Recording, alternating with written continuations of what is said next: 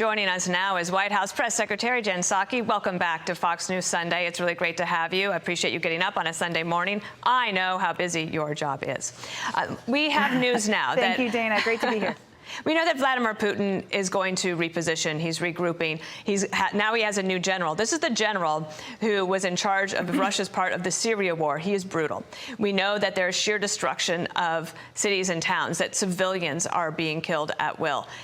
If this conflict is changing, and if we're looking at a May 9th sort of victorious announcement from Putin, is it the president's position still that Putin must lose this war? And if so, will the president try to get Zelensky what he says he needs? Well, let me first say that you're absolutely right, Dana. The reports we're seeing of a change in military leadership and putting a general in charge who is responsible for the brutality and the atrocities we saw in Syria shows that there's going to be a continuation of what we've already seen on the ground in Ukraine, and that's what we are expecting. I will tell you that what we are doing from the United States, from our military, is we are assessing, reviewing every single day the requests from the Ukrainian military and Ukrainian leadership. Just this week, our National Security Advisor, our Secretary, and our Chairman of the Joint Chiefs had a 2-hour call with their counterparts to go through item by item exactly what the Ukrainians were requesting, what they wanted. If we can't meet what they need, we're working with our allies and partners, as we did with the S-300 and the backfilling of that with the Patriot battery this week. We're going to continue to do that so we can equip them on the battlefield and continue the success we've seen to date. I'm imagining that you've probably had interaction with Dmitry Peskov. That's the spokesperson from Russia, who is just saying that they have suffered military losses. You probably either you dealt with him when you were in the Obama administration at the State Department or as White House press secretary. I thought that was very interesting. We have not heard them say that or admit that. What do you make of that? I agree, Dana, we agree that was interesting. Rarely do they acknowledge from the Russian leadership any elements of weakness or any elements of defeat.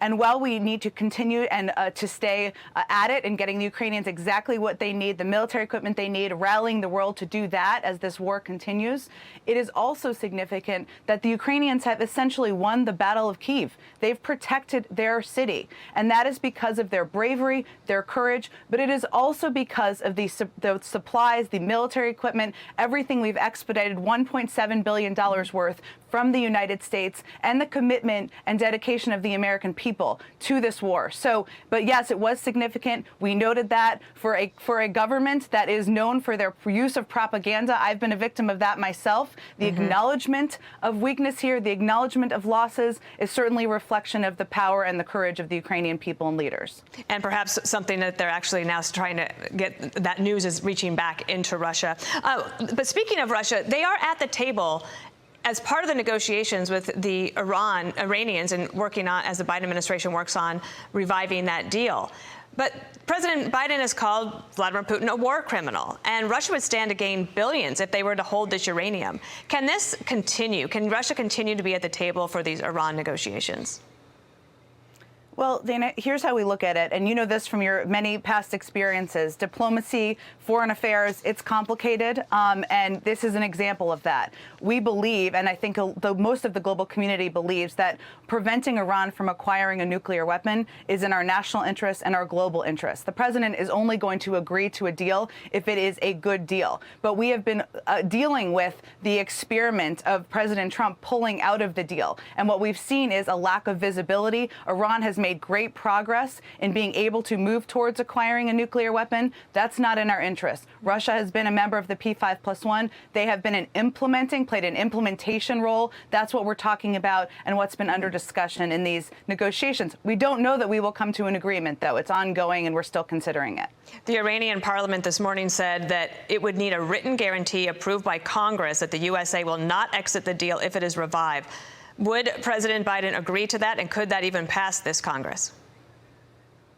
Well, I think if we get to a point where there is a deal that the president feels is in our national security interests, we will, of course, address and determine what needs to go through Congress. But there are some final components that are being negotiated in the deal. We're not quite there yet. There's more than one, and I'm not going to prejudge those or negotiate from here at this point. And we've talked this week, of course, there's bipartisan pushback against that deal. But let's move to the economy. The White House touting a very low unemployment number, 3.6%. That's quite remarkable. But Larry Summers, a former Treasury Secretary, says that we are dangerously behind the curve at the Fed, at least. And he writes that over the past 75 years, every time inflation has exceeded 4% and unemployment has been below 5%, the U.S. economy has gone into recession within 2 years. Today, inflation is north of 6% and unemployment is south of 4%. Deutsche Bank this week was the first big Wall Street firm to come out and say we should prepare for a recession in 2023. Is the White House preparing for a recession? Well, we're going to constantly monitor our economic data. But what our economic team feels and what the U.S. government economic team feels is that the economy has a very strong basis. Our recovery has been incredibly strong on most measures. We created more jobs last year than any year in American history. The unemployment rate was 3.6% the last time it was measured just a few weeks ago. We also know, though, that costs are too high. That's how people across the country, of course, experience inflation. And we need to take steps to address that. And there are steps the president is taking, from fixing the family glitch to make sure people have lower costs of health care, to even extending the student loan pause to make sure that even as our economy is continuing to recover, we're reducing costs. So we're going to continue to address that. But we feel our economy has a strong basis right now, and we'll continue to monitor. It's very important for the government to do exactly that. Speaking of student loans, on December 11th of last year, you had said that getting loan repayment back on track was the goal. Let's listen here. We're still assessing the impact of the Omicron variant, but a smooth transition back into repayment is a high priority for the administration. So setting aside any questions about moral hazard, if the economy is, we've got a lot of jobs open, wages are up, they're able to figure out a way to get to 3.6% unemployment, what changed between then and now? Well, this is something the Department of Education continues to assess. We continue to assess from a policy level. And while the basics of the economy, all that data you mentioned and I've been talking about, Dana, is very strong, we also know and acknowledge that costs are too high for families across the country. And that's something we need to redouble, continue to focus our efforts on. And certainly, while it isn't everybody in the country who has student loans, a lot of people do. And this is a period of time where the president, the Department of Education, made the decision to continue to pause repayments, and we'll continue to assess as we get closer to the next deadline in August. Do you think that if you hold student loan debt right now, that you will ever have to make a payment during the Biden administration? I suspect that sometime you will.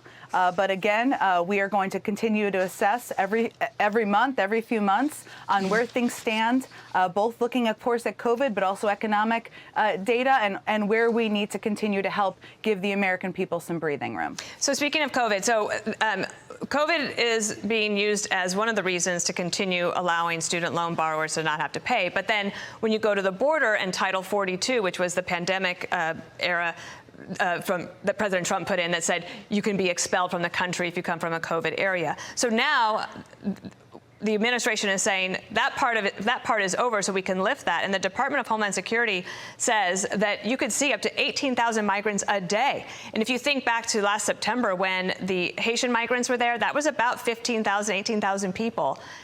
And that was just one situation.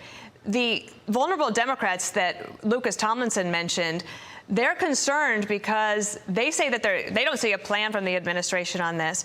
Do you think that Title 42 will actually get lifted? Well, first, Title 42 is not an immigration plan or an immigration authority. No one in the administration thinks that.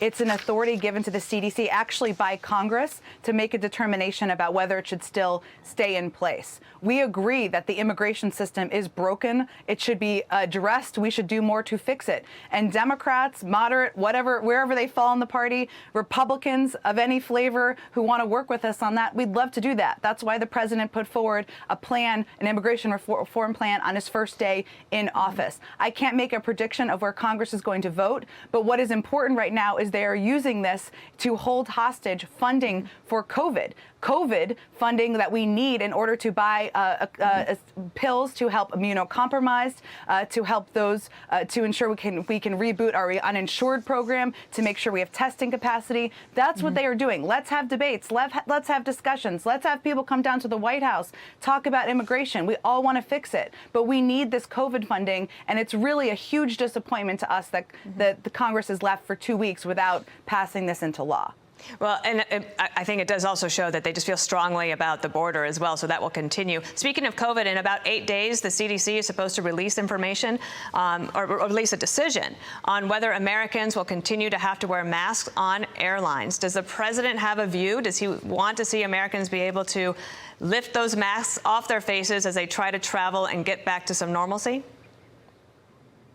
Well, the president's going to wait and see what the CDC recommends. And as you said, we don't have too much more time to wait for that. So we'll learn more in the coming days. All right. Well, I'm going to be paying attention to that. Also this week, I worked on 2 Supreme Court nominations myself. I know they're very rewarding, especially when they result in the way that this one did. This was a significant accomplishment for President Biden. Ketanji Brown Jackson is now going to be a Supreme Court justice. Take a listen to one of the segments of her speech that was very touching. In the poetic words of Dr. Maya Angelou, I do so now while bringing the gifts my ancestors gave.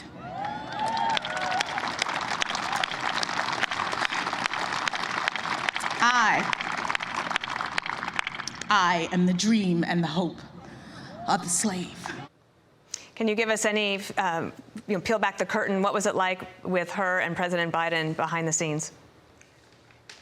It was, as you know, Dana, from working on these in the past, it was a very emotional day in the White House, a joyful day. And there's so many days in the White House, no matter who you work for, that are exhausting and heartbreaking and challenging because there aren't easy answers to hard problems sometimes. But this was an incredibly joyful day, a day we celebrated, a day many of us were ugly crying on the White House South Lawn, just celebrating this remarkable woman who is making history, but she is also so qualified to serve on the Supreme Court. So it was really a day I will remember for a long time to come. She will take over after Breyer finishes up this summer. Jen, thank you. Thank you for the time this morning. Thank you. Great being with you.